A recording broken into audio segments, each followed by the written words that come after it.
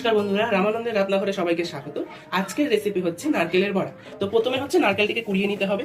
কুড়িয়ে নেওয়া নারকেলের মধ্যে একে একে অ্যাড করে দিতে হবে যে 1 টেবিল চামচ হচ্ছে লবণ, তারপরে অ্যাড করে দিতে হবে হচ্ছে কিছুটা হচ্ছে কাঁচা লঙ্কা কুচি। আমি এখানে 4টে কাঁচা লঙ্কা কুচিয়ে নিয়েছিলাম। তারপরে অ্যাড করে দিতে হবে হচ্ছে চিনি। চিনিটা আপনারা নিজেদের স্বাদ মতো দেবেন। এবার অ্যাড করে দিতে হবে ময়দা বা কর্নফ্লাওয়ার। এবার এটাকে একে একে মিক্স করে নিতে হবে।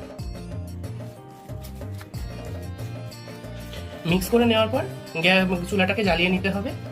আর নারকেল খুবই খেতে ভালো, কিন্তু নারকেল আমাদের একটা কথা শেখায় যে যতই তুমি হচ্ছে কি বলবো সহজ সরল হও কিনা কি হচ্ছে যে নারকেলের যে ভেতরে মানে বাইরের আস্তরণটা ভেতরে পৌঁছাতে গেলে শক্ত আস্তরণটা